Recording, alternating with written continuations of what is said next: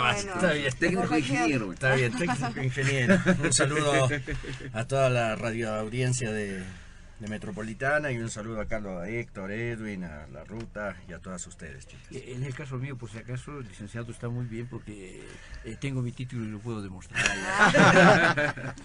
Bueno, pues también queremos mencionar que aguardamos la llegada de Jorge Silva, asambleísta por el Movimiento Socialismo. Yo creo que en unos minutos ya está más por llegar. Sí, muchas gracias, Rosángela. Como ya pusiste la previa presentación, vamos a entrar con lo que justamente ha llamado la atención, bueno, varios temas, ¿no? Pero entre ellos como tema internacional, lo que está pasando en el Brasil, lo que la suspensión por 180 días que está utilizándose mediante la condición política del Estado de dicho país, y la suspensión que se va a dar de la presidenta de Brasil, Dilma Rousseff.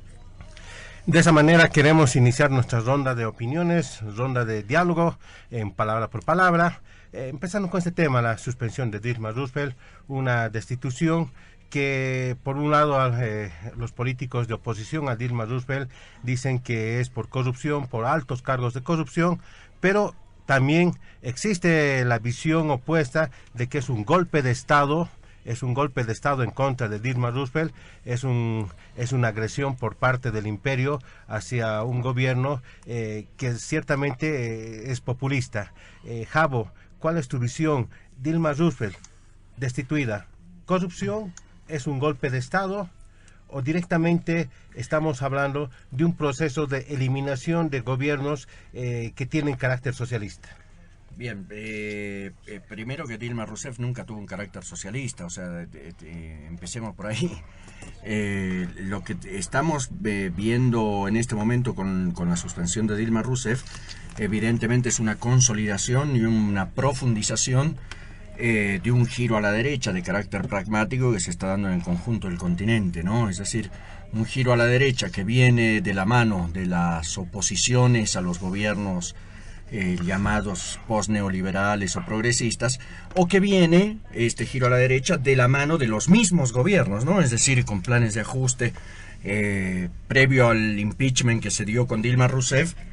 Tuvimos 1 año y medio más o menos de 1 millón de despidos, rebajas salariales, es decir, el gobierno del PT ha venido el último año y medio, luego de la declaración de recesión técnica por parte de Brasil, aplicando un plan de ajuste riguroso en todas las esferas del Estado. Bueno, lo que tenemos hoy a partir del gobierno de Temer es un redoblamiento de estas medidas de ajuste fiscal y de ataque a los trabajadores.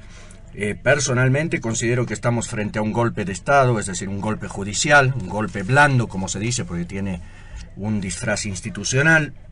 Pero ¿por qué afirmo y afirmamos en la organización que estamos de que estamos en presencia de un golpe judicial? Porque, permíteme corregirte, Héctor, las acusaciones formales en el Parlamento no son por corrupción. Es decir, no hay acusación de corrupción contra Dilma Rousseff. Lo que hay es la acusación de haber encubierto un déficit fiscal, ¿no? Y haber disfrazado esos números con números más favorables a los del gobierno. Ahora, esas operaciones de disfrazar el déficit fiscal lo realizan todos los gobiernos del planeta, desde Evo Morales, el gobierno de Barack Obama, es decir, Angela Merkel en Alemania, Hollande en Francia. Entonces, estamos viendo que la destitución se da por un argumento casi administrativo. Pero entonces, válido. ¿qué? Pero válido. Legalmente válido, claro, por eso es un golpe blando, porque está desconociendo la votación de 54 millones de personas. No sé si ustedes han tenido la oportunidad de ver los discursos en la Cámara de Diputados, eran una vergüenza. Se aprobaba el impeachment, no por corrupción, ni siquiera se aprobaba el impeachment por el tema del dibujo administrativo de los datos del déficit fiscal, sino que se aprobaba el impeachment en nombre de Dios, en nombre de la patria, en nombre de un general que es un gran torturador, el equivalente a nosotros a Arce Gómez, del golpe del 64, es decir, Brasil no ha tenido un giro a la derecha tan pronunciado como el que estamos viviendo en estos momentos desde el año 64 en que se produce el golpe de Estado en Brasil. Entonces, estamos ante un golpe judicial con argumentos leguleyos, ni siquiera correctos. La prensa miente cuando habla de corrupción. Y la que ha permitido, la que ha facilitado, con esto termino, Edwin, la que ha facilitado este ascenso de la derecha en Brasil es la misma Dilma Rousseff, con los ataques que ha llevado a la clase trabajadora durante 1 año y medio, ¿no? Quisiera hacerte 3 preguntas acerca de tu intervención que hacías, con la paciencia del licenciado Laruta, por favor.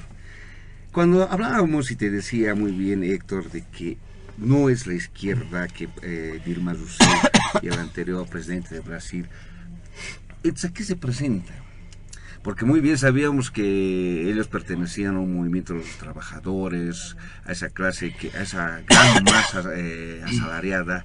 Entonces dijéramos que ha tenido un giro de 180 grados, o sea, hoy en día se presenta a otros, ya no son a la clase obrera, a la izquierda, que se relaciona directamente. Nunca, estimado Edwin, nosotros tenemos que huir como de la peste de una visión superficial.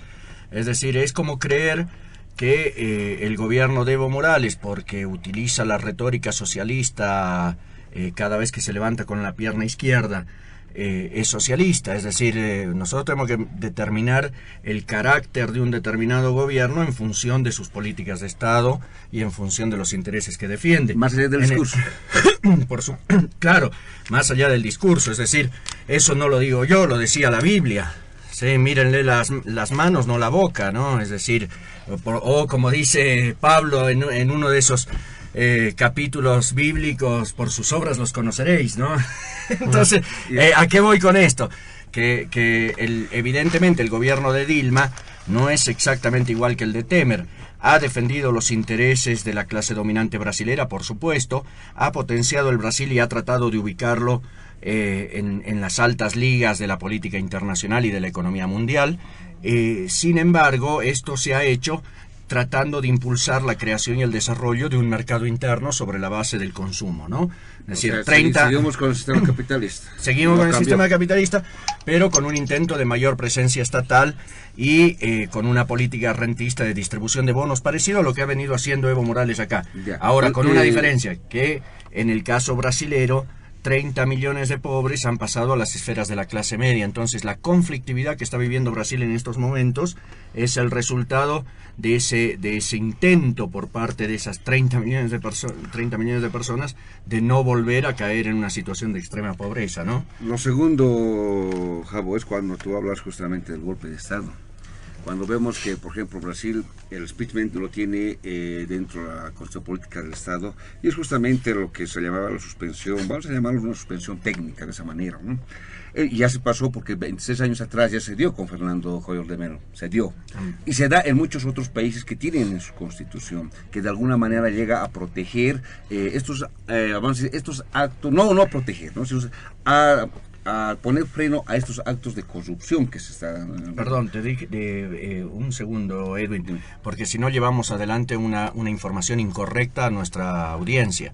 Es decir, la acusación no es por corrupción, es decir, vuelvo a plantear eso, la corrupción, la acusación es por haber disimulado los datos del déficit fiscal. Exactamente. Bueno, pero no es corrupción. Pero me entiendes eso, claro, ¿no? a lo que quiero enfocar es lo siguiente, que cuando hablamos, por ejemplo, de los hechos del anterior presidente que se dio, sí, las relaciones que ha habido... Fernando Henrique sí fue destituido por corrupción. Ya, y de los anteriores presidentes que se dio, por ejemplo, en este caso, el antiguo sucesor de Dilma, Lula. Con Lula, que tiene relaciones directas, ¿sí? Relaciones directas con las empresas...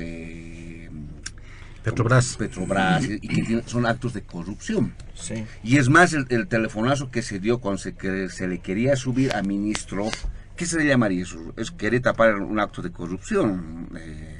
Sí, por supuesto, pero vos tienes corrupción. Por ejemplo, en unos minutos vamos a hablar de las empresas offshore, claro, y de los papers en Panamá. Eso es corrupción legalizada. Que sea legal no significa que no sea corrupción. Es decir, son mecanismos de evadir la responsabilidad social por parte de determinados empresarios sobre la población. ¿A qué voy? Por ejemplo, acaba de terminar hace un par de días la convención republicana con Donald Trump a la cabeza. Bueno, las empresas que están financiando la convención republicana son las mismas que están financiando la Convención Demócrata, y esto no lo dice Javo Ferreira, sino que lo dice el New York Times en su editorial de hace 4 días. Entonces, y es legal. Ahora, es una corrupción legalizada, pues gane quien gane, de los demócratas, Hillary Clinton en este caso, o Donald Trump, de los republicanos, ambos candidatos no van a expresar la voluntad popular del pueblo norteamericano, sino que van a expresar los 150 millones de dólares que las empresas petroleras, farmacéuticas, etcétera, han invertido en estas convenciones. Entonces, ¿a qué voy con esto? Evidentemente, yo no estoy diciendo que el gobierno de Dilma no tiene corrupción, como lo tiene el de Evo, como lo tiene el de Macri, que está con empresas offshore, el mismo presidente, todos son ahora. La acusación, estimado Edwin, no es por corrupción, por eso se trata de un golpe de Estado. Es por un disfraz de datos del déficit fiscal, cuestión que lo hacen todos. Entonces, no estamos ante una acusación de corrupción que habilitaría, según la Constitución brasilera, a la destitución. Entonces, es un error. No es una suspensión técnica, sino que es un golpe blando, es un golpe de Estado que desconoce la voluntad popular de 54 millones de brasileros, llevando adelante una operación leguleya, ¿no? Pasamos con el licenciado Carlos Hugo Laruta y va la consulta en torno al mismo tema.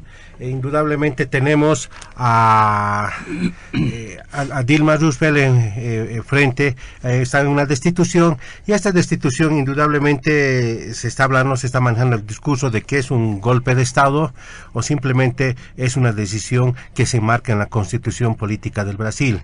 Va la consulta por ahí. ¿Será que Evo Morales, porque en realidad Dilma Rousseff es una de las aliadas de Evo Morales, poco a poco se está quedando aislado y solo? Ya ha caído Cristina Kirchner, de repente Maduro en muy poco tiempo, es cuestión de tiempo de que Maduro posiblemente también caiga, está Dilma, parecería que Evo Morales poco a poco se está quedando solo. En torno a eso va la consulta, pero vamos a hacer las... Retornamos con palabra por palabra y estamos con la consulta al licenciado Carlos Hugo Laruta. Dilma Rousseff destituida, Dilma Rousseff, una presidenta más que cae, continúa la lista de Cristina Kirchner, Maduro que perdió el poder del Parlamento venezolano, Dilma Rousseff que está suspendida temporalmente. Parecería que lo que se llama el socialismo del siglo XXI o sus aliados poco a poco van cayendo, y ya en este momento Correa y Evo Morales estarían los únicos que quedarían en la lista. ¿Será un golpe de Estado manipulado por el imperio norteamericano, licenciado Laruta? Bueno, Edwin, para hablar de este tema, lo primero que hay que hacer es expresar nuestros respetos al pueblo brasileño, ¿no? Y a los brasileños que quizá nos están escuchando también por la radio. Es saludable siempre referirse a otros países, a la política interna de otros países, con mucho respeto, porque el pueblo al final es el que, a través de sus instituciones y a través de su propio voto, en su país, el que tiene derecho de decidir las cosas. Nosotros podemos desde el exterior hacer análisis, comentarios, en fin, pero en la medida en que sean respetuosos, vale, ¿no? Yo creo que lo que está ocurriendo en Brasil no es solo brasileño, es también latinoamericano. Estamos ante vientos de cambio, así como a principios del siglo, estoy hablando del 2000 adelante, Bolivia habían algunos vientos, en América Latina habían algunos vientos de cambio que preludiaron la llegada de lo que se llama el socialismo del siglo XXI. Después de 16 años estamos también viendo ya, 16 años, estamos viendo también ya nuevamente que la brisa cambia y se va a convertir pronto en un ventarrón fuerte que va a cambiar la dirección de los gobiernos en varios países latinoamericanos. Es decir, no es solo un fenómeno brasileño. Y está afectando claramente a estos países que se llamaron los países del socialismo del siglo XXI, estos países que son en parte del ALBA y en parte no, pero que comparten la idea esta de que el Estado es el principal actor de la economía y que llegó el tiempo de la redistribución de la riqueza, etcétera. Tienen una visión que en su propia denominación es de izquierda y es socialista, en su propia denominación, porque vale también eso, hay mucha gente que les cree que ese es su verdadero nombre, ¿no? De izquierda y socialista. Entonces hay vientos de cambio en América Latina y esto está afectando, como Héctor lo ha señalado, a Venezuela. Primero ya comenzó en Argentina, Venezuela, Ecuador también tiene dificultades, ahora Brasil y sin duda Bolivia. Y el denominador común en este gran soplo que está cambiando los vientos es esto de la corrupción, sin duda. Ahora bien, técnicamente en Brasil, sin duda, como ha señalado el expositor, no es esta la acusación formal en términos legales, no es. ¿Cierto? Es efectivamente el ocultamiento de datos, información sobre la situación fiscal del Brasil. Pero es simplemente la formalidad de ingreso. Porque en Brasil la gente también sabe que detrás de esta formalidad, detrás de esta pantalla, está el tema de la corrupción. La gente lo sabe. Bien, ¿qué es lo que está ocurriendo en Brasil y qué es lo que se puede esperar? Es decir, ¿qué impacto puede tener sobre Bolivia? Esto es bien importante tomar en cuenta. En este momento lo que hay, una vez que el Senado ha aprobado el impeachment, es una sustitución temporal de la señora Dilma Rousseff. Hay un proceso que se ha abierto que va a durar 180 días. Es un tiempo para una especie de juicio de responsabilidades. Esa es la figura que ahora corresponde. Y, entre tanto, el señor Temer ha sido nombrado presidente interino. Bien, hay que esperar lo que ocurra en estos 180 días. Por lo tanto, lo que está ocurriendo en Brasil va a ser un proceso de crisis, de tránsito hacia una nueva situación que va a durar unos meses. Pero todo apunta a que va a ser político, porque teniendo en cuenta que los senadores Sí. ya de inicio están en contra de Dilma, se supone cuál va a ser el resultado de ese proceso. Claro que sí.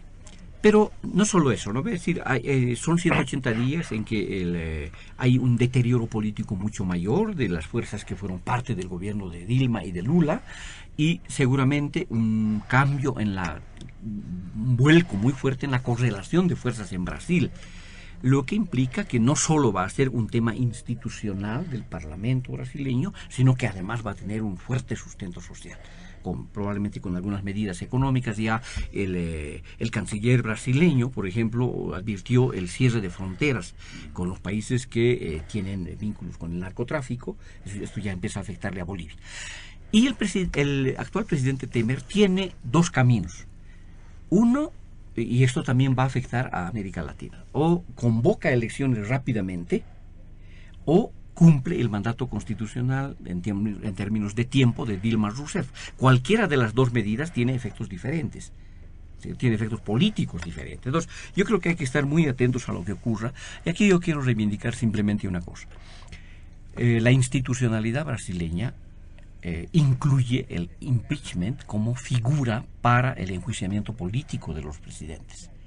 Si esto es así, entonces es una medida legal. Legal, ¿no? ¿No? Absolutamente legal y, por lo tanto, democrática. Exacto. Licenciado, ¿no? La diferencia que se tiene que dar, por ejemplo, en el caso de cuando se dio lo de Lugo en el Paraguay, Sí. y lo que se dio con Zelaya en Honduras, ellos no contemplan esa figura No, legal. tampoco Bolivia, por ejemplo. No Exactamente, contempla. ¿no? Entonces, o sea, hay una gran diferencia, ¿no? Lo que aquellos sí se podría denominar golpe de Estado. A lo que pasa en el Brasil, yo creo que, bueno, a mi Sí. manera de verlo, Sí. sería, son medidas legales. Es una medida legal. Sin duda que eso no le quita el hecho de que sea política. Es una medida política también. Y sin duda la oposición está jugando una un medida o papel una activo. estrategia sería el Una estrategia política a través de una medida que está reconocida en la Constitución brasileña, que es el impeachment. Por lo tanto, fíjense, y así se combinan todas las cosas, ¿no? Y si nosotros Todas. aquí en Bolivia tuviéramos esa figura jurídica, No tenemos para partir, no Claro, tenemos pues esta así figura, no pero hay si hipótesis. tuviéramos esta figura, es probable que hubieran acusaciones en el Parlamento, aunque, a diferencia del Brasil, en Bolivia el MAS tiene 2/3 en el Hay una Parlamento, mayoría, ¿no? una gran mayoría. Tiene 2/3, ¿no? Entonces, obviamente, es muy difícil que prospere cualquier iniciativa de juicio de responsabilidad. Por ejemplo, yo entiendo que pronto puede haber, en el caso boliviano, una demanda de juicio de responsabilidades, pero sabemos que no va a ser aprobado por el Parlamento, ¿cierto? Porque allí tiene 2/3, no una mayoría simple, el MAS.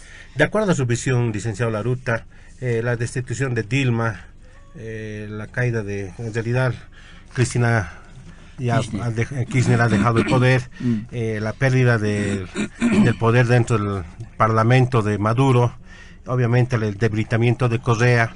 ¿En qué medida afecta al continente y en qué medida específicamente le afecta a Bolivia? Bueno, afecta al continente porque estos gobiernos neopopulistas, porque ya tuvimos en América Latina un ciclo populista en los años 50 y 60, ¿no? Recuerden ustedes el movimientismo nacionalista revolucionario en Bolivia, el gulartismo en Brasil, el peronismo en Argentina, en fin, fueron el primer populismo latinoamericano grande, ¿no? Este es el neopopulismo, que tiene sus propias características. En América Latina, estos gobiernos neopopulistas, empezando el de Cristina Kirchner, ahora el de Dilma, con sus matices, sin duda, con sus diferencias, sin duda, pero digamos que pueden ser ubicados en esta categoría, el neopopulismo. Venezuela, Ecuador y Bolivia, si es que esto cambia, sin duda, ¿cómo diré? La balanza política va a cambiar hacia un lado, yo no necesariamente le llamaría de derecha ni liberal, ¿no? Yo diría se va a conservar un hilo, Héctor, que es el hilo de la democracia. Sí, vamos a mantener la democracia, se va a mantener la democracia. Fíjense, en Venezuela, a pesar de lo horroroso de la situación, solo los empleados públicos están trabajando 2 días de 5 porque no hay electricidad. Claro. Las niñas han vuelto a los tiempos de las abuelas porque tienen que buscar toallitas por cualquier lugar, de cualquier trapito, porque ya no hay. No hay huevos, no hay leche, el aparato productivo ha sido destruido, etcétera. Entonces, fíjense, a pesar de que hay estas situaciones en Venezuela, que es la situación más grave que se tiene, la democracia se mantiene, se va a mantener la democracia. Pero sin duda los populismos van a ceder espacio a gobiernos democráticos que respetan de un modo más claro el Estado de Derecho. Yo creo que esto es sumamente importante. Y van a ser menos mentirosos que los populistas. Porque una de las características del populismo es el exceso de ideología. Los gobiernos populistas son terriblemente pajpacos.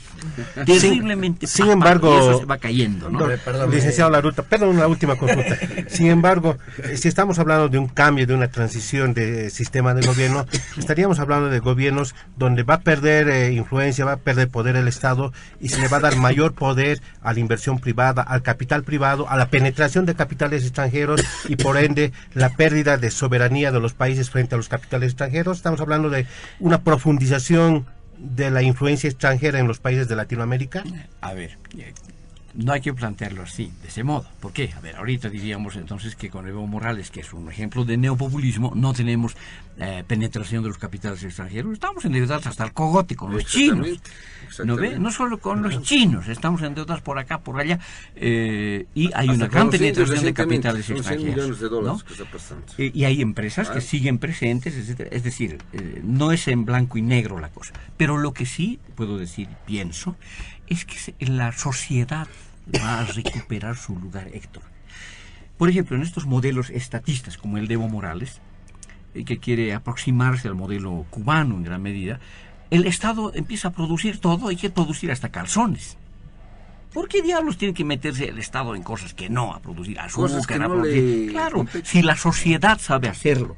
No solo los capitales extranjeros, Edwin, el capital nacional, los bolivianos que tienen a veces pequeñito, a veces mediano, a veces gran capital, pero son bolivianos, viven en su patria y tienen todo el derecho de invertir. Entonces, no necesariamente va a haber, pero ojo, sin duda que va a haber un mayor realismo, Héctor, un mayor pragmatismo. Evo Morales, y con esto concluyo un ejemplo, que es un caso de gobierno populista, aprovechó las gestiones para el tema de gas, que ya empezaron con el general Banzer en el año 1974, cuando este señor, en esos años, negociaba con el general Geisel, bueno, no era general, sino con Geisel, que era el presidente brasileño, para efectos de exportación de gas. Y en Bolivia se generó una gran discusión que no debería ser, etc. 74. Después, en los años 80 y 90, llegaron las empresas, encontraron gas, empresas extranjeras, y Evo Morales se aprovechó de todo eso. Pero no buscó gas. Ahora hay que buscar gas. Eso implica una gran inversión. ¿Quién lo va a hacer? Y EPFB no tiene ni capital, ni capacidad Y además técnica para hacer. Entonces yo creo que va a haber un realismo mayor, un realismo mayor, y seguramente también un discurso menos radical y una situación práctica para el bienestar de las sociedades que va a beneficiar a los pueblos, ¿no? Vamos a hacer un pequeño, perdón, Javo, vamos a hacer un pequeño corte comercial y luego, para cerrar este tema, damos la última intervención a Javo Ferreira. Hacemos un breve paréntesis comercial. La riqueza de las danzas bolivianas en sus diferentes manifestaciones están reflejadas en nuestras danzas, su historia, su esencia, nuestras danzas. La morenada. El origen de la morenada se remonta al empleo de esclavos negros en Potosí en la época colonial. Los esclavos eran comprados por los mineros para reemplazar a los mitayos indígenas, pero la sed, el frío, la alta presión arterial y la insuficiencia de oxígeno presagiaban para ellos una muerte segura, lo que obligó a los ricos azogueros a deshacerse de ellos. Estos esclavos fácilmente se adaptaron a los yungas, donde se los requirió especialmente para el cultivo de coca. De esa forma, Coroico, Yanacachi, Coripata, Chulumani y Chicaloma fueron los poblados con mayor presencia de personas de color. En ese contexto, el pesado pollerín plateado del moreno tiene diversas interpretaciones. Representaría, por ejemplo, la opulencia de su amo y significaría también que vestía una costosa ropa de perlas en razón del alto precio que los azogueros pagaban por él.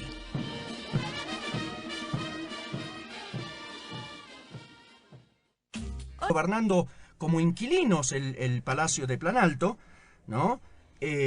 Con medidas que van a afectar al pueblo y a los trabajadores brasileros durante años o décadas. Segundo, la reforma de la seguridad social aumentando la edad jubilatoria. Y tercero, el anuncio de despidos masivos. Bueno, como todos sabemos, en Brasil lo que es masivo es masivo. Estamos hablando de millones de personas que se van a quedar sin trabajo. Similar a Macri, lo que está haciendo. Y lo mismo que Macri, que en el transcurso de 5 meses despidió 150.000 trabajadores, aprobó empleos basura con McDonald's el día de ayer. No sé si han visto la noticia, es una vergüenza. Se les va a pagar la mitad del salario mínimo a la gran mayoría a casi 40.000 jóvenes que van a contratar los McDonald's. Entonces estamos en presencia de un fenómeno brutalmente antidemocrático que mantiene las formas institucionales, claro que las mantiene, pero se están violentando los intereses de las grandes mayorías nacionales, de las grandes mayorías populares, afectando el salario, el empleo y las reglas mínimas de la democracia, que es, por ejemplo, mira Macri. Macri endeudó el país, la Argentina, con un acuerdo con los fondos buitres hace 2 meses, aprobado por el Parlamento, ojo, no solo por la bancada macrista, sino por la bancada kirchnerista, que endeuda a la Argentina por 25 años. Es decir, le están transfiriendo una deuda tremenda a ciudadanos que todavía no han nacido. Mirá qué democrático será que una medida semejante, un acuerdo semejante, como mínimo requería un plebiscito, un referéndum, que sea el pueblo el que decida, porque es el pueblo el que lo va a pagar. Bueno, no. 150 garabatos enriquecidos con las dietas parlamentarias aprobaron que el pueblo argentino tiene que gemir durante 25 años pagando una deuda que no contrayó. Si eso es democrático, entonces yo ya no sé lo que es una dictadura. Pero en el gobierno no olvidemos de Cristina, que también se llegó a tener la mayor deuda y la mayor corrupción, Javo. Sí, por supuesto, como acá, como en todos lados, en todos los gobiernos. No simplemente calumniamos a un determinado sector, ¿no? 2 precisiones nada más, ¿no? La primera es el tema de la democracia. Los radioescuchas bolivianos conocen la trayectoria de la democracia boliviana, saben, porque quizá algunos, los mayorcitos, han vivido las dictaduras y lo saben. Democracia no es solo voto popular, ¿no? Eso es central, es el eje, porcentaje de representación, eso es importante, sin duda. ¿Quién puede negar? Se está violentando. Y lo segundo de la democracia, porque lo primero es solo el 50%, la mitad nomás, la otra mitad es el respeto de la legalidad y las formas. Porque si no se respeta la legalidad y las formas legales, llega la ley de la selva. Y entonces simplemente el que es más fuerte, ese es el que aprieta y liquida al otro. Eso ya hemos pasado en Bolivia en tiempos de las dictaduras, los guerrilleros y las sorceras, ya las dejamos atrás. En democracia se respeta el porcentaje de apoyo, el presidente Evo Morales tiene un importante porcentaje de apoyo y ha sido presidente varias veces por el porcentaje de apoyo, pero no está respetando la Constitución, Ni las ni formalidades. las leyes, ni la forma. Eso es bien importante. Primera Una aclaración. consulta, Y licenciado. lo segundo, En Brasil se está respetando los 54 millones de votos de yo Lula. creo que Brasil es un tema que corresponde a los brasileños, pero yo creo que sí. Veamos el tema del populismo, neoliberales, a todos los que ahora están queriendo hacer política, se les dice neoliberales. Yo creo que el tiempo del neoliberalismo ya pasó. Ahorita ya no hay neoliberales, y los que van a venir van a ser post-populistas y post-neoliberales. Viene algo nuevo, porque ya terminó el tiempo del neoliberalismo.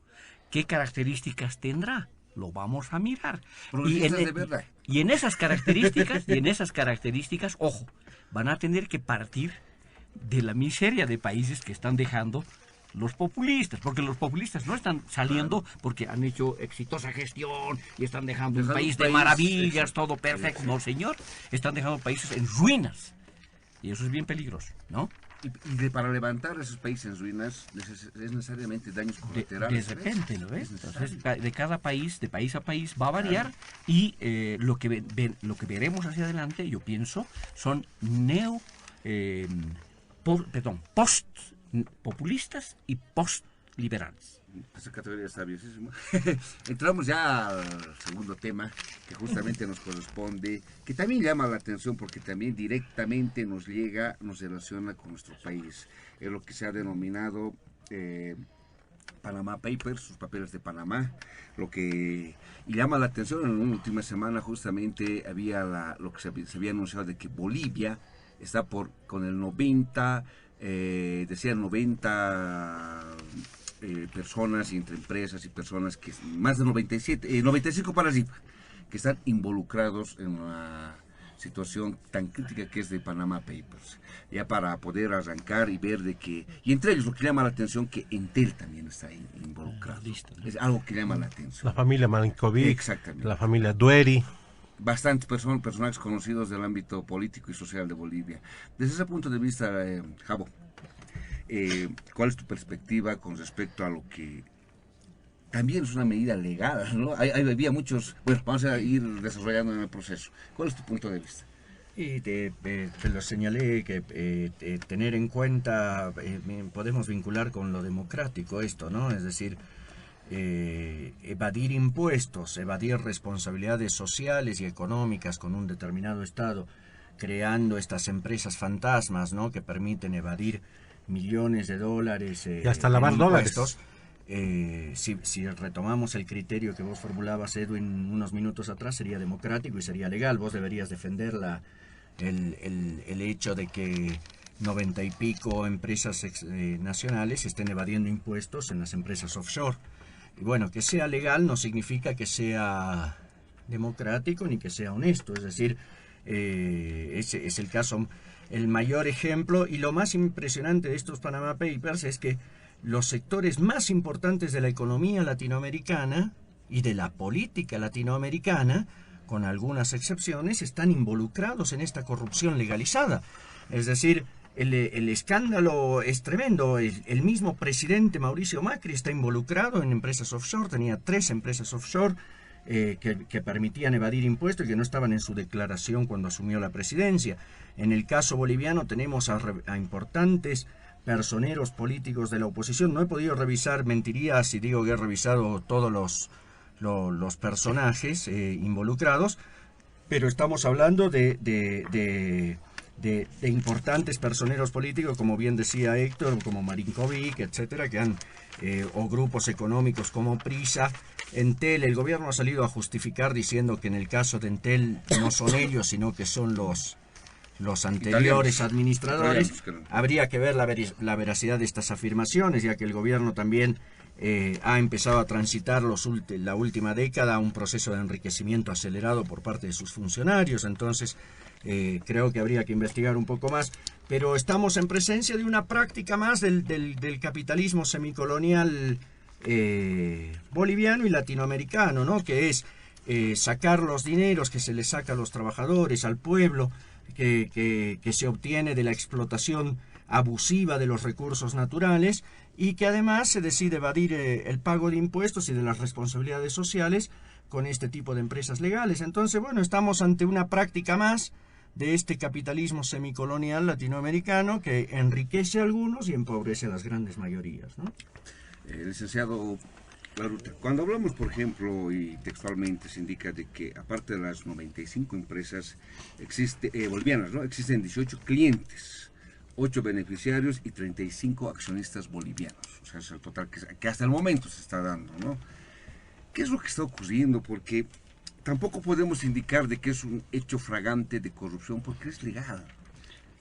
Allá en Panamá y entre los paraísos fiscales también hay muchas, ¿no? Las Islas Caimán, Suiza, países donde recepcionan los capitales, también por su misma economía, porque también tenemos que ver eso. Son países tan pequeños que de alguna manera tienen que llegar a tener su respaldo económico, y tal vez entrando en la ilegalidad de lo que se hablaba hace rato, en corrupción de dinero, de lavado de dinero, destino de dinero, no sabemos el origen que existe y demás, ¿no? Demás circunstancias.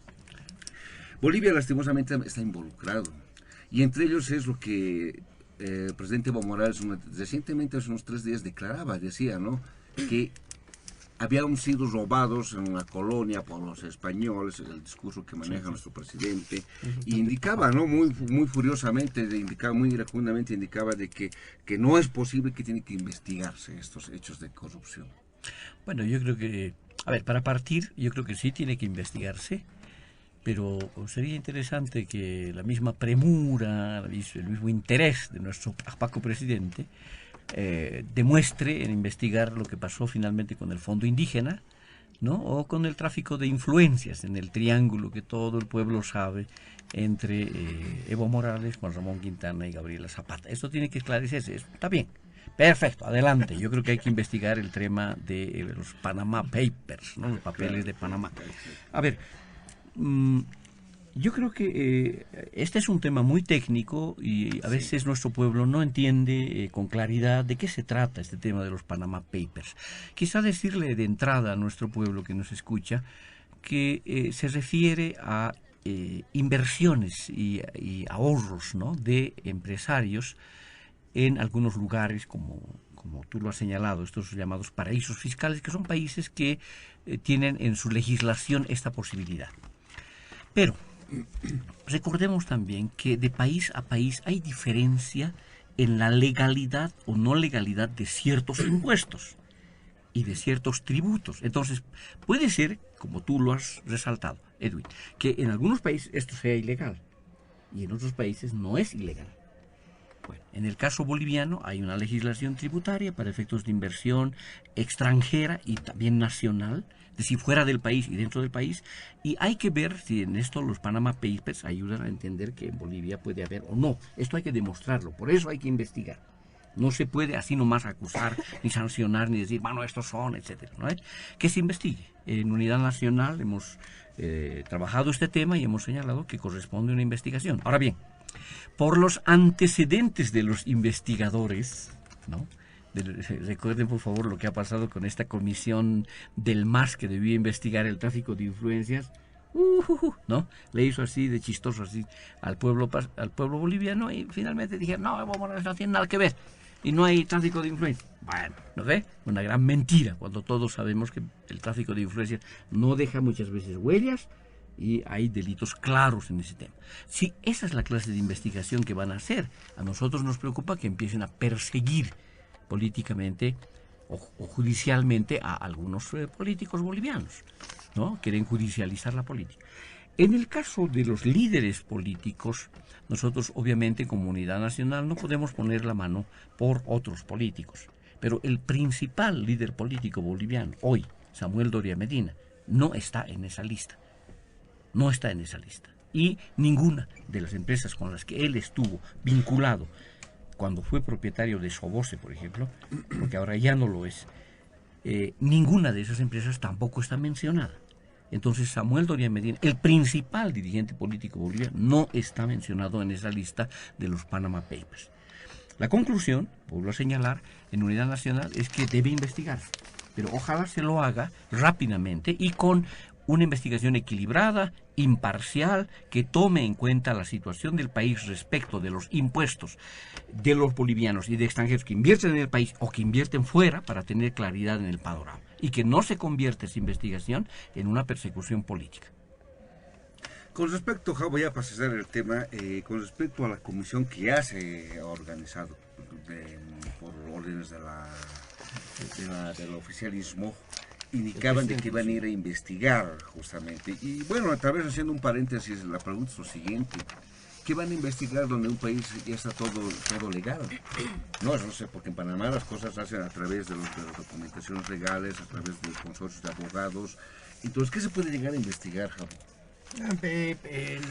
Para mí no van a investigar nada, es decir, solo va a servir como una carta más de negociación política entre el oficialismo y la oposición en función de los intereses del gobierno. Es decir, puede darse el caso, como bien dice la ruta, de que el gobierno intente aprovechar este escenario para lanzar una campaña de persecución política a algunos opositores, dependiendo si le conviene o no. Es decir, yo veo que volvemos a la discusión del principio, Edwin. O sea, para mí no hay en forma creciente un estado de democracia degradada, de democracia prostituida, donde lo que menos está contando es la voluntad popular, los intereses populares, y lo que más le preocupa a todo el mundo es la farándula, como el caso Zapata, o el triángulo amoroso, como decía el licenciado recién, o si en los Panama Papers se puede encontrar algún dato de algún opositor o no.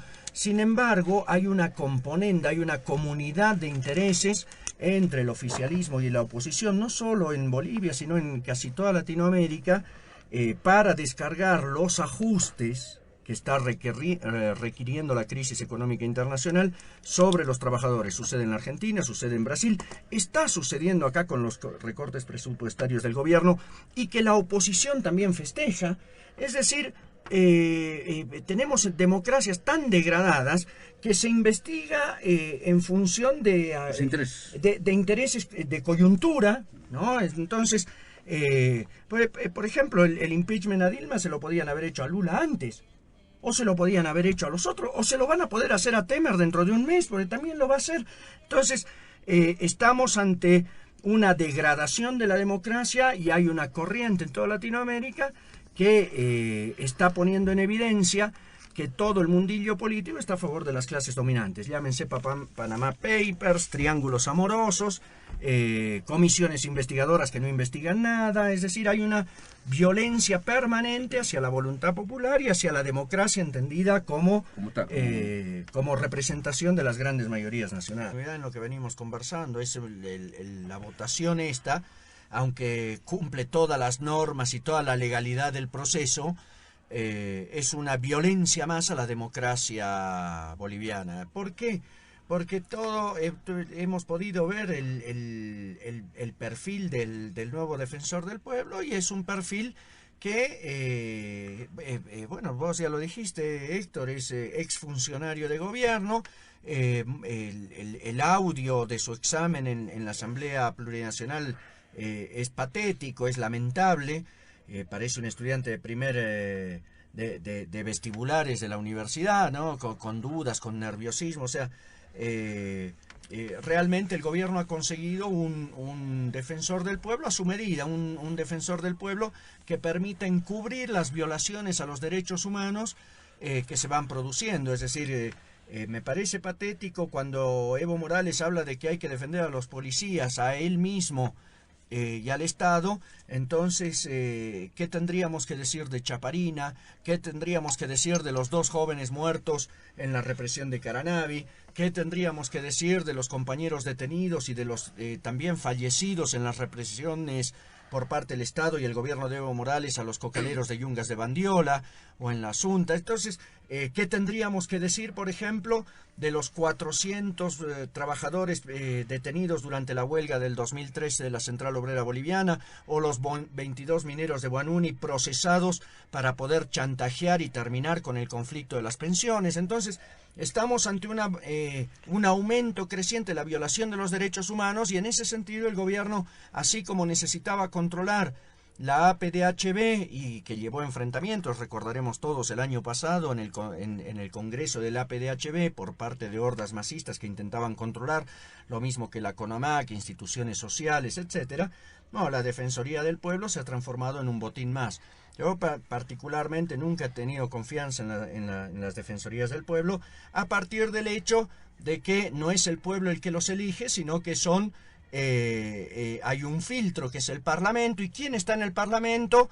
150 individuos que cobran salarios 10 veces superiores al de un obrero fabril o de un trabajador de base, tipos que no van, hombres y mujeres que no van a trabajar regularmente, que no conocen el frío de la madrugada ni el frío de la noche, que no conocen la labor de 8 horas diarias de trabajo. Entonces son ellos los que han determinado el defensor del pueblo, y evidentemente no lo van a hacer en función de intereses populares, sino que lo hacen en función del gobierno, ¿no? Entonces, hemos tenido algunas gestiones, Ana María Romero, Waldo Albarracín, el propio Rolando Villena, que en su momento cumplieron este trabajo del defensor del pueblo.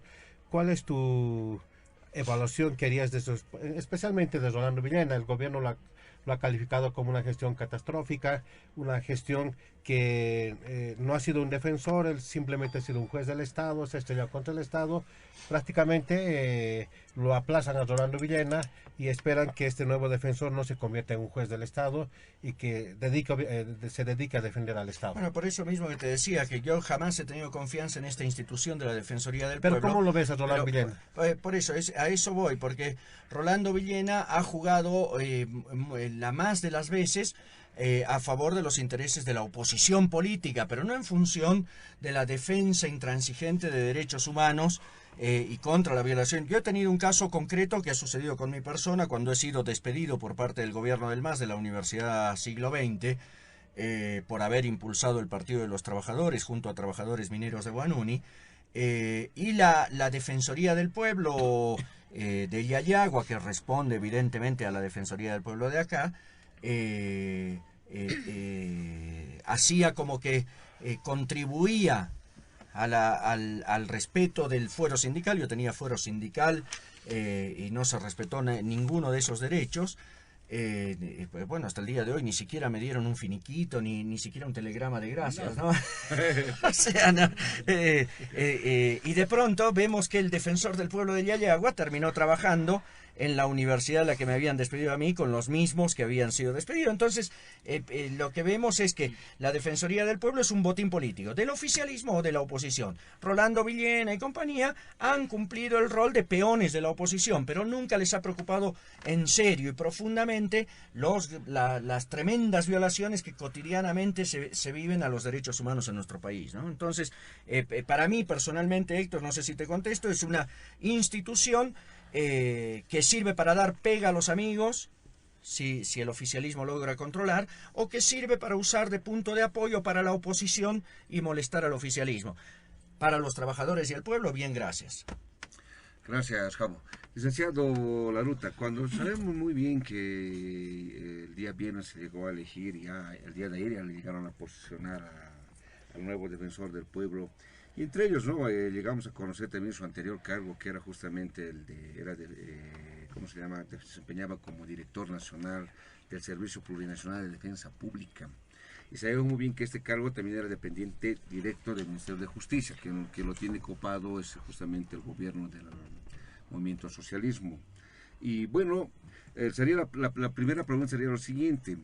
Todo ese llamamiento que se hizo, toda la postulación que se hizo de diferentes personajes, entre ellos comunicadores, abogados y de demás áreas, que se llegó a, incluso puso requisitos como ser el idioma, y se llegó a abrogar algunos requisitos, y algunos requisitos incluso fueron en contra de la Constitución Política del Estado, como aquello de la profesionalización. Entonces, todos estos actos de cierta incurrencia en contra de la normatividad, y llegamos directamente a elegir a un defensor del pueblo que, a la misma declaración del presidente, bueno, tal vez es servir al mismo sistema, o estamos hablando de servir al gobierno directamente. A ver, simplemente recordar, nuestro pueblo lo sabe también, ha tenido varios años de experiencia con autoridades llamadas defensor del pueblo, años atrás, y nuestro pueblo ya se da cuenta más o menos de qué es. Pero yo quiero partir de ahí, Edwin, si me permites. Siga. ¿Qué es el tema de los derechos humanos? En las democracias de hoy, en las democracias modernas, en varios países hay una figura del Estado que se llama ombudsman, ¿no? Sobre todo en Europa, ¿no? En Alemania, en varios de esos países, y que ha tomado el nombre en América Latina y en países de habla castellana de defensor del pueblo, ¿no? ¿Para qué aparece este ombudsman y defensor? ¿Para qué se crea esta figura dentro de las autoridades del Estado? Se la crea para limitar el poder del poder ejecutivo, del gobierno de turno. Para eso se crea. Voy a explicar bien esto en relación a los derechos humanos porque es básico de entenderlo. ¿Quién viola los derechos humanos? El que tiene poder del Estado, el que tiene el poder del Estado. ¿Quién tiene poder del Estado de un modo concreto, de un modo visible? Pues el presidente, todos los funcionarios del Estado, también el poder legislativo, el poder judicial, ellos tienen el poder del Estado y sobre todo el presidente y el ejecutivo, el poder ejecutivo. ¿Qué poder tienen? El presidente tiene militares que le obedecen, con armas, tiene tanques, ametralladoras. Tiene policías que le obedecen a través del ministro de gobierno, gases lacrimógenos, palos, tiene poder, tiene plata, que es la plata de los bolivianos. Él administra, maneja a través del ministro de Economía y Finanzas. Puede utilizar esa plata. Tiene cárceles, tiene movilidades, las movilidades del Estado, tiene oficinas y tiene empleados públicos, tiene poder. Eso le da poder al presidente y a las autoridades. A diferencia de ellos, el ciudadano no tiene ese poder. Esa es la diferencia entre Estado y sociedad. El Estado, es decir, la gente del gobierno, tiene el poder del Estado, comenzando del presidente. Y el pueblo no tiene ese poder. El rato de votar, sí, pero solo el rato de votar. El resto del tiempo, el pueblo, ¿a qué se dedica la ciudadanía? A trabajar, a su negocio, a atender a su guagua, a estar en su casa, ¿no? A su vida individual. Cuando un esposo, entre el pueblo, entre la ciudadanía, golpea a su esposa, ese es un delito, no es una violación a los derechos humanos. Y eso tiene que ser sancionado a través de los jueces. Es un delito, pero no es una violación a derechos humanos. La violación a derechos humanos ocurre cuando alguien que tiene el poder del Estado, sea pequeño, mediano o grande poder del Estado, atropella a un ciudadano. Ese rato se produce una violación a los derechos humanos. Esta es una definición internacional de derechos humanos. Mucha gente se confunde, ¿no? Cree que cuando, por ejemplo, un jovencito golpea a otro jovencito en la calle, una pandilla pega a unos muchachos, etcétera, es una violación a derechos humanos. No. Es un delito. Debe ser sancionado por la ley, claro.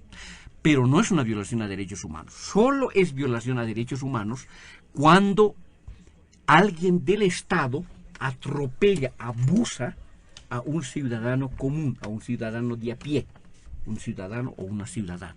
Ya lo mete a la cárcel sin razón, no le paga su salario, cosas así. Entonces eso es sumamente importante para entender. Derechos humanos existen cuando el Estado respeta a la ciudadanía. Todos los derechos, comenzando del más importante, que es el derecho a la vida, el derecho a la integridad y seguridad de la persona, el derecho a la libertad de pensar con su propia cabeza, de moverse con sus piernas, la libertad de movimiento, esos derechos fundamentales y luego los otros derechos que tenemos. ¿No ves? Exactamente. Licenciado, un pequeño paréntesis, por favor. Muy bien, para partir sobre el tema de los derechos. Gracias.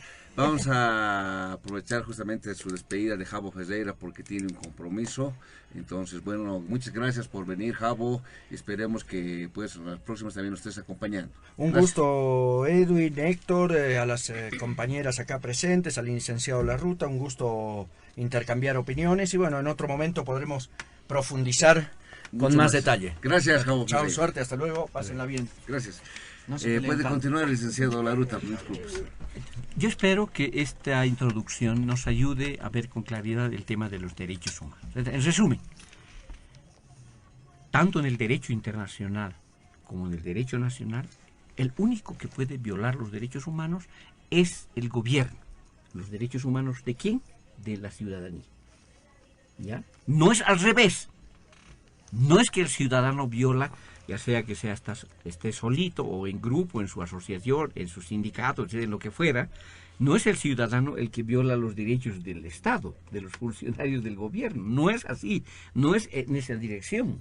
Es en la otra dirección, porque el Estado tiene poder. Lo vuelvo a repetir. Entonces, hay que partir de esto, y por eso en la Constitución boliviana, ya antes de la actual, ya se introdujo la figura del defensor del pueblo. El defensor del pueblo tiene como tarea en la Constitución, y eso se ha conservado en la Constitución actual, defender a los ciudadanos para que no se les viole sus derechos humanos. ¿Quién es el violador posible? El Estado. Está muy clarito. No es un ciudadano que pega a otro, eso es un delito, no es una violación de derechos humanos. Muy bien. En la actual Constitución yo quiero pedirles a los ciudadanos y a las ciudadanas que nos están escuchando que agarren un ratito su Constitución y que miren el título 5, que titula así, funciones de control, de defensa de la sociedad y de defensa del Estado. Ese es el título 5 de la Constitución. Fíjense qué interesante. Cuando se refiere a funciones de control, se refiere a la Contraloría, y ahí está desarrollado en este título 5. Cuando se refiere a defensa de la sociedad, es decir, defensa de los ciudadanos, del pueblo, se refiere al defensor del pueblo. Y eso está en los capítulos del 218 hasta el 224. Mírenlo, por favor, estimados radioyentes, ciudadanas, ciudadanos paseños, salteños, bolivianos que nos están escuchando, miren su Constitución y se van a dar cuenta. Y allí, en el capítulo 2, que dice, en este título 5, capítulo 2, dice, función de defensa de la sociedad. Sección 1, Defensoría del Pueblo. Allí encontramos lo siguiente, fíjense, tomen nota de esto. El artículo 222 de la Constitución de ahora dice, son atribuciones del defensor. 1. Interponer acciones de inconstitucionalidad, de libertad, de amparo constitucional, de protección a la privacidad, en defensa de los ciudadanos. Ajá. ¿No ve? 2. Presentar proyectos de ley y propuestas para respetar y promover los derechos humanos. Eso es 2. 3. Investigar de oficio o a solicitud de parte los actos u omisiones que impliquen violación de los derechos humanos. Así dice. El punto 5 dice, formular recomendaciones, recordatorios de los deberes que deben cumplir el Estado para respetar los derechos humanos. Todo referido a los derechos humanos. Y el cuarto, licenciado, ¿qué se pasó?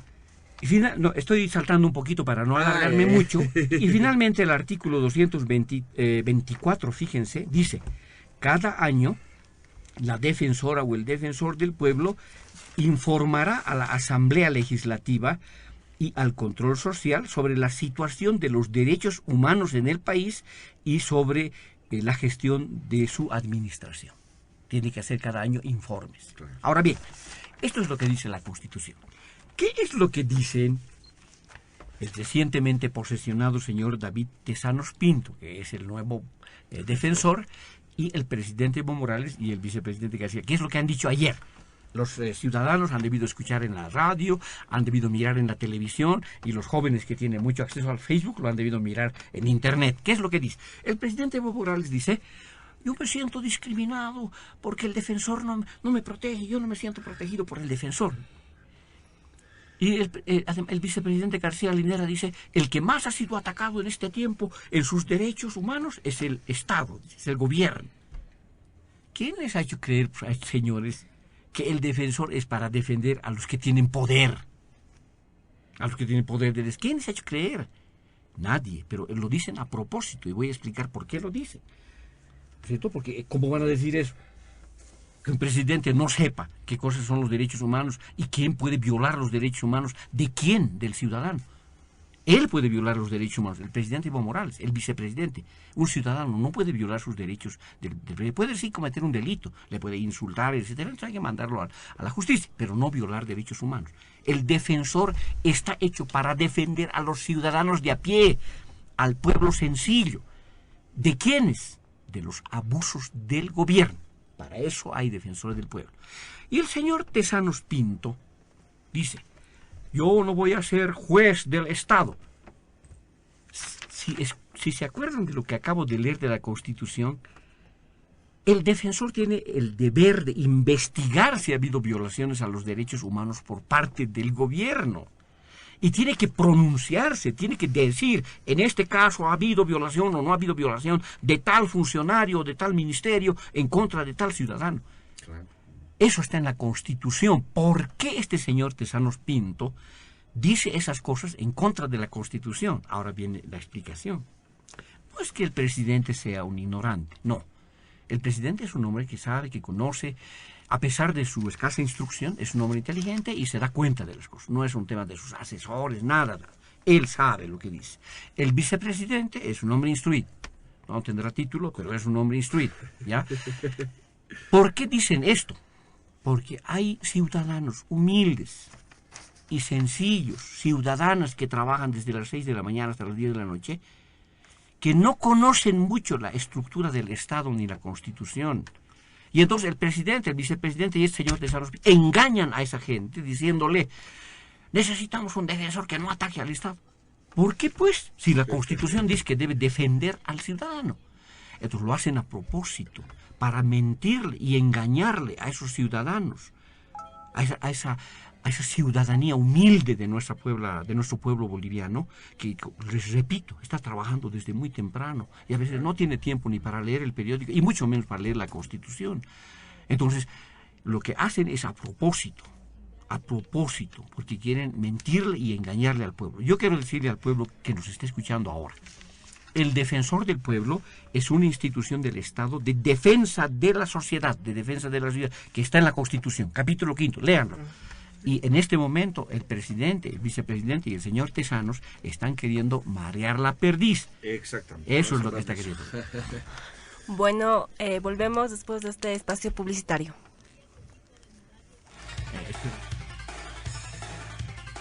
Hola, soy Varinia Aguilar y domingo a domingo de 11 a 12 de la mañana te daré a conocer todo el acontecer del ámbito artístico-cultural. Jaime Iturri te recomendará un libro cada semana en el sector Literatura al Día con Jaime Iturri. Y junto a Paolo Agassi conocerás más del cine en el espacio Cine al Día con Paolo Agassi. Soy Varinia Aguilar y este domingo te espero en Arte y Cultura.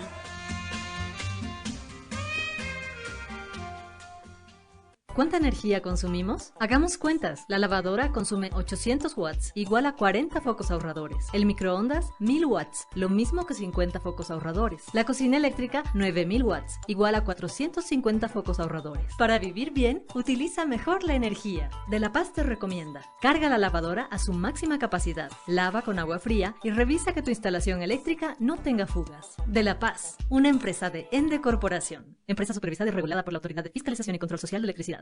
La influenza es una enfermedad común y estacionaria que se controla en Bolivia. Hoy, inicia la temporada de vacunación contra la influenza. Para todos los niños entre 6 meses y 2 años, adultos mayores de 65 años, embarazadas y personas con enfermedades crónicas como enfermedades coronarias, diabetes, hipertensión y obesidad. La vacuna es segura y gratuita. Disponible en todos los establecimientos públicos de salud. Vacúnate, cuídate y protege a los demás. Ministerio de Salud. ¿Sabías que El Chavo del Ocho fue visto por más de 350 millones de personas? ¿Que ha estado al aire ininterrumpidamente desde 1971? ¿Que hay episodios que desaparecieron para siempre durante la destrucción de un terremoto? Lo que no sabes de ellos podría llenar un libro, y Página 7 te trae esos libros. Desde este miércoles 4 de mayo, búscalos cada semana a 35 bolivianos en todos los puestos de periódico. Son 10 tomos más 10 DVDs que saldrán cada miércoles con Página 7. Página 7. Para la gente que decide. Está sintonizando Radio Metropolitana, la más popular, 940 AM.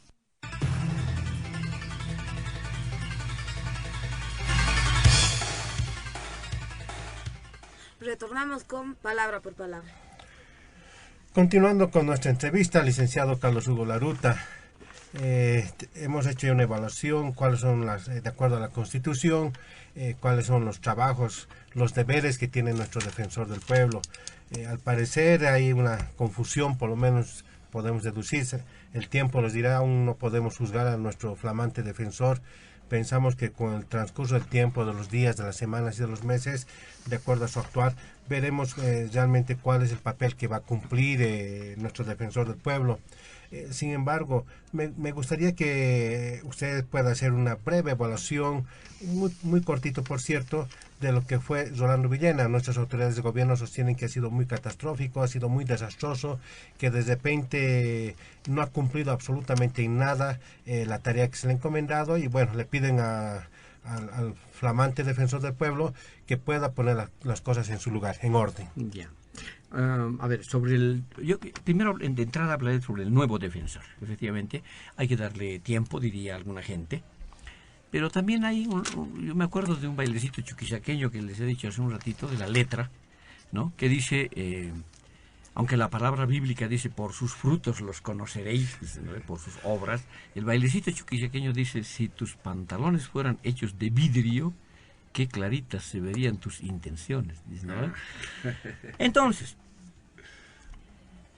por los antecedentes, el presidente Evo Morales, el vicepresidente García Linera, la gente del MAS, no es pues muy democrática a la hora de nombrar gente en las altas instituciones del Estado. En este caso lo que quiere es manejar el defensor. Tiene ya la policía, el ejército, tiene todas las instituciones, Contraloría, Banco Central.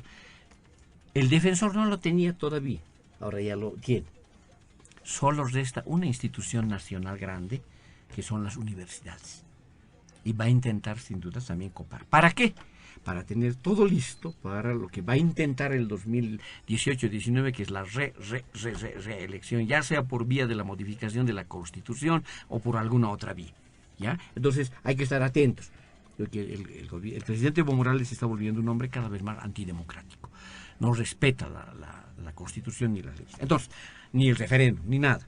Entonces, el señor Villena, que es el defensor saliente, es el defensor que ha acabado su gestión, yo recuerdo que fue nombrado cuando el MCM era parte de la alianza con el MAS. Y al principio se dijo algo parecido a lo que estamos diciendo ahora del señor Tezanos Pinto. Pero despuesito de eso, el señor Villena resultó un hijo respondón. ¿No? Un hijo respondón, porque empezó a criticar, le sacó sus informes sobre Chaparina, sobre el Caranavi, sobre los jóvenes muertos, etcétera, etcétera. A ver, yo quiero decir una cosa.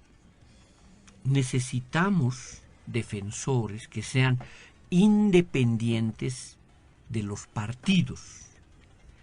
Necesitamos defensores que sean notables, reconocidos como prestigiosos, buenas personas, transparentes y con criterio independiente, sea hombre, sea mujer, como la señora Ana María Romero de Campero, aunque después hubiera terminado como senadora del MAS, ¿no? Aunque después hubiera terminado. Pero era una mujer que tenía criterio propio, tenía decisión propia, se hacía escuchar y sabía dirigir las cosas independientemente de lo que diga el gobierno. Una persona bien plantada. A su manera también Waldo Albarracín. En cierto modo también el señor Albarracín. Pero ocurre que cuando el defensor, el señor Villena se ha vuelto respondón, y por eso es que el gobierno ahora le critica. ¿Qué es lo que le critica pues el gobierno? El haber hecho sus informes donde hablaba de Chaparina, de los 3 jóvenes muertos en Caranavi, y responsabilizaba ¿a quién? Al Estado de haber violado los derechos humanos, porque así ocurrió. Así ocurrió. Por eso le critica. Entonces, ¿qué cosa quiere ahora cuando le critica al señor Villena, que le ha salido un hijo respondón, cuando posesiona ahora al señor David Tezanos Pinto? ¿Qué es lo que quiere el gobierno? Quiere alguien que le tape todo, que le oculte todo, que no le diga nada, y que si el gobierno sigue violando los derechos humanos de la gente, el defensor no abra la boca. Eso es lo que quiere. Pero miraremos. Miraremos cómo va a actuar el señor David Tesanos Pinto. Nosotros, en Unidad Nacional, consideramos que el señor Tesanos Pinto no es una persona independiente, no va a hacer respetar los derechos humanos, sino que va a socapar, como dice nuestro pueblo, la impunidad del gobierno cuando éste viole los derechos humanos. Eso lo vamos a mirar de a poquito, pero sin duda que ya por los antecedentes nos damos cuenta que así va a ocurrir. Esperábamos equivocarnos y bueno, que tal vez el nuevo defensor del pueblo tome, ¿no?, en seriedad ese puesto que tiene como defensor del pueblo, porque necesitamos eso para justamente llegar a cimentar mucho mejor nuestra democracia, para que la gente tenga confianza en esa institución, que no es vieja, es relativamente nueva, ¿no? Pero esa instancia, llegar a creer que el defensor del pueblo sea pues el defensor que necesitamos para nuestra sociedad. De esa manera llegamos al final, Héctor. Llegamos al final del programa Palabra por Palabra, agradeciendo a todos nuestros radioyentes haber sintonizado Radio Metropolitana. Rosángela. Igual queremos agradecer la presencia del licenciado Carlos Hugo Laruta. Muchísimas gracias, por favor, su despedida y sus conclusiones para el programa. Muchas gracias, Edwin, Héctor, Rosángela y la joven periodista que nos acompaña. Es un gusto, como siempre, estar en Radio Metropolitana y conversar, dialogar en representación de Unidad Nacional, porque no puedo engañar a nuestro pueblo, no puedo aparecer como independiente cuando no lo soy, ¿no es cierto? Eso es querer engañar al pueblo. Soy parte de un colectivo, etcétera, y no vale la pena, no tiene sentido engañar a nuestro pueblo. Agradezco mucho la invitación y, como siempre, cuando el programa me invite, yo estaré con todo gusto para conversar con la ciudadanía. Igual queremos agradecer la presencia, bueno, pues que ya se fue Javo Ferreira, y lamentamos la ausencia del doctor Jorge Silva, asambleísta por el Movimiento hacia el Socialismo. Evelyn, llegó el momento de despedirnos. Es así, nos vemos, los esperamos el siguiente domingo en el programa Palabra por Palabra. Amigos, fue un placer haber estado con ustedes. Será hasta el próximo domingo, en el que nuevamente estaremos en Palabra por Palabra.